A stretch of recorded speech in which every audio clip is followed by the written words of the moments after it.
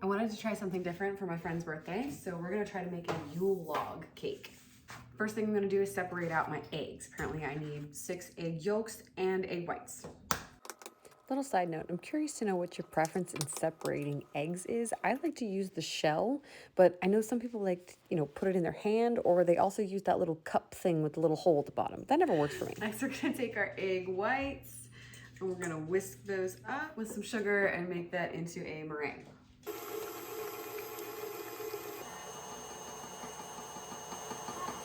says to whisk until soft peaks form.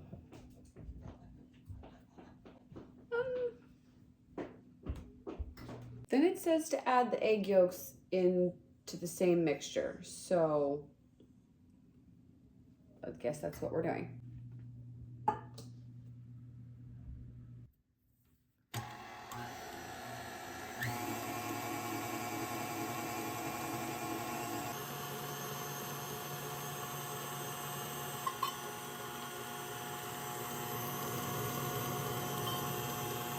It said do it until this is thick. This seems thicker. I'm not really sure how thick is. But anyway, we're gonna move forward with this because I ain't got all day. Okay, then we're gonna add in our cocoa powder, and always sift your cocoa powder, otherwise you're fired.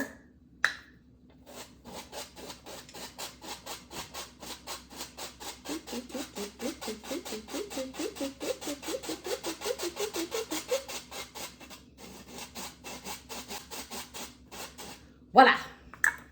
Cocoa powder. And I'm sorry, I need to get the vanilla from behind you because you're holding up my phone.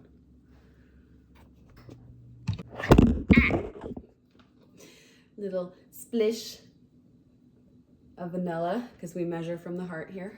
We're going to whisk it back up. Please work. Ooh, slowly.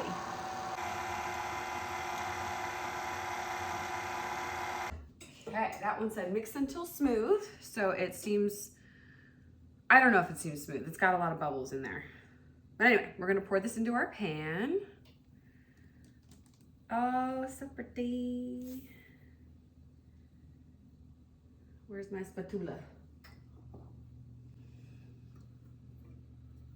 Get all of that chocolatey goodness out of there. I think I probably could have mixed it a little more because I'm seeing some color differentiation.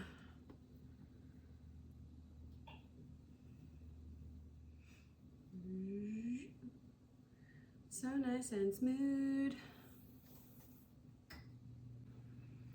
Alrighty, this is our gluten-free flourless chocolate cake for a Yule cake. About to go in the oven at 375 for 15 minutes. So let's see. Then we're gonna make our whipped cream filling. So we're gonna go ahead and whip this together. We've got 1, and that's about a half cups of heavy whipping cream. Then we're gonna move over and do 1/2 cup powdered sugar, 1/4 cup, right? And a 1/4 cup of cocoa powder. Don't forget to sift it, otherwise you're fired.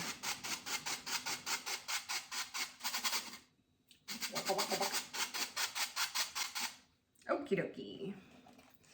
We're gonna go whip that up. All right, that's looking pretty good. So we're gonna go ahead and pop that in the fridge while we roll up our cake. All right, our cake is out of the oven, so we're gonna go ahead and put this little guy, actually no, hold up.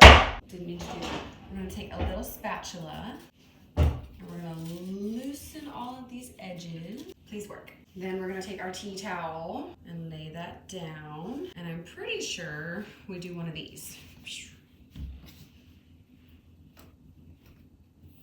Maybe.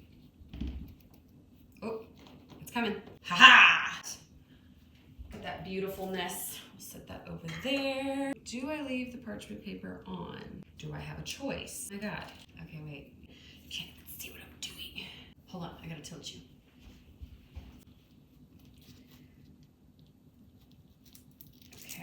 gonna get this off up here. Voila. Discard that. We got an extra little straggler right here. Come here. I haven't made one of these in like at least a decade. I'm very excited. Okay, so we're gonna take this end and we're gonna fold it over and we're gonna roll it. I put a little bit extra in there to kind of pad it because otherwise it gets a little too tight and then it breaks. So just roll, rolling, rolling, rolling, rolling. All right, so we're gonna set this guy aside to chill. The last thing that we're gonna make is some chocolate ganache, which is going to go on top and be the bark on there because you like scrape it with a fork. It's super cute. So I like to do equal parts cream. Put that in here. Let's see if I can pour this one-handed. I'm just gonna use the same measuring cup because it's all going in the same bowl anyway. Maybe a little extra because why wouldn't you want extra chocolate? So that is gonna go in my heat safe bowl because you don't want to pour something in that's going to melt. I'll just save that for later. Okay, so we're gonna turn this one on this way. We're gonna turn this one on to probably medium heat. That's good. And we're just gonna let that start to get a little bit of that bubble, a little bit of that film on top. You definitely wanna watch it because as soon as you walk away, it will boil over. You can kind of see how it's starting to get that little film on there. That means it's just about ready. Eureka, there it is. All right, so now that that's ready, we're gonna take this and we're gonna pour it into, holy moly, look at that. Pour it into our chocolate.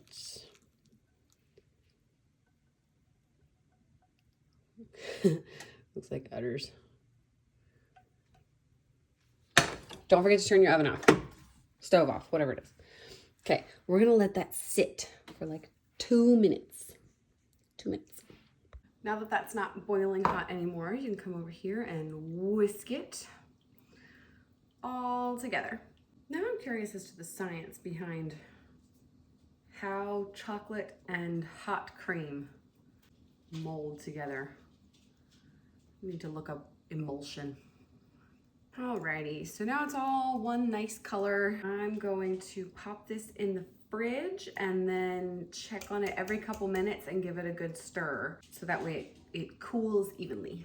Okie dokie, now that everything has had time to chill, we can unroll this. I feel like this is thinner than it was supposed to be. Oh well. Get ourselves a spatula. And we're gonna scoop our filling out.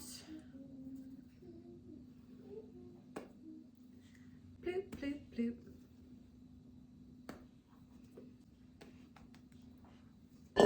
We've got it all spread out on here. Then we're gonna spread it around, making sure to like tuck it into this little crevice. The part that got folded over all the way at the end.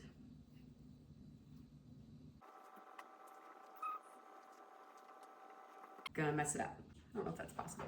Okay, so I'm gonna use the towel to kind of like start lifting it up and then tuck that in and keep rolling. And I'm rolling the towel away as I roll the cake onto itself. Look at that. Yay. It's a little log. I need to put this on a platter. I have a long platter of a plate and I'm going to, how do I get this on there? I'm gonna like roll it on. Ooh, that's like a perfect seam under. There we go. So we're gonna put this like this. And I'm actually gonna put this back in the fridge so it can start to kind of harden up and keep its shape so we can cut the ends. Look, you can see that swirl in there. So we can cut the ends off a little bit, clean it up, and then put the ganache over top. That's chilled a little bit.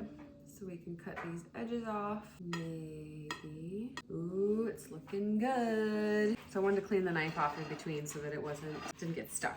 I'll save those for later. All right, well, that's pretty good. I went ahead and put the ganache in a piping bag so I'd have a little bit more control when I'm putting it onto the cake because I don't want it to like get stuck when you're spreading it. Start down here. This don't want to stick. This way I can kind of evenly distribute it on there. I think I should have chilled it a little bit longer. You know what it would have been good if I had used a star piping tip. I thought there would be. Actually, I'm gonna save this last little bit so maybe I can create like a little knot on there. All right, I'm gonna run my spatula under hot water so that it doesn't stick. Well, when it's hot, it'll melt off the hot metal.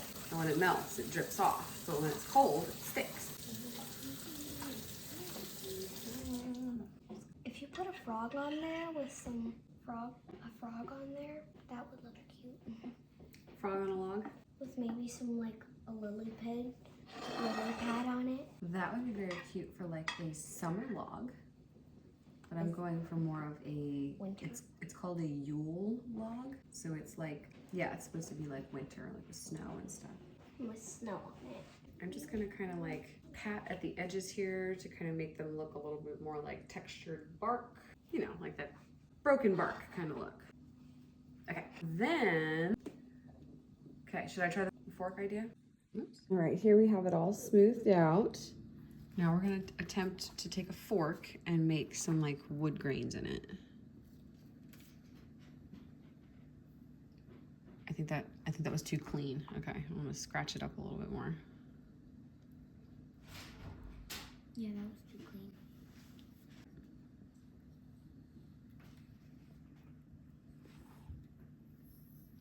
Granny, come look how my craft rad is coming.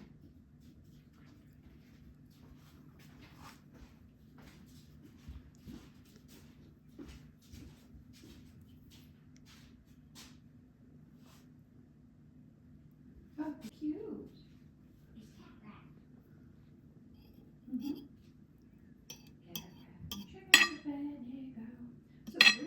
I decided to add a little log or like a little stump to it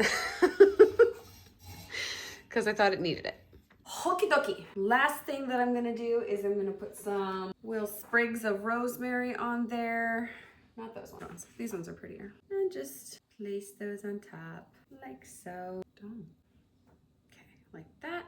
Probably won't be eating those, but they look pretty. And then some little cranberries. Unfortunately, these ones were frozen, so they're probably going to like leak onto the cake. Would not recommend using frozen ones, but for now it's okay. Okay, we need a few more and some around the bottom. Yay! Little sprinks. Then I'm gonna use my nifty powdered sugar sprinkler that my mom got from, I think this is Pampered Chef, like 25 years ago, and make it snow. I love this. My gosh, I am incredibly happy right now. Like the excitement that you would feel if it were actually snowing, like the first snow, that's how I feel right now because this looks so cute. More snow, all of the snow. There we go. And we're ready to go to the party. This is the finished product of the Flourless Yule log cake. It was an absolute hit at the party. Subscribe if you would make this for your holiday parties.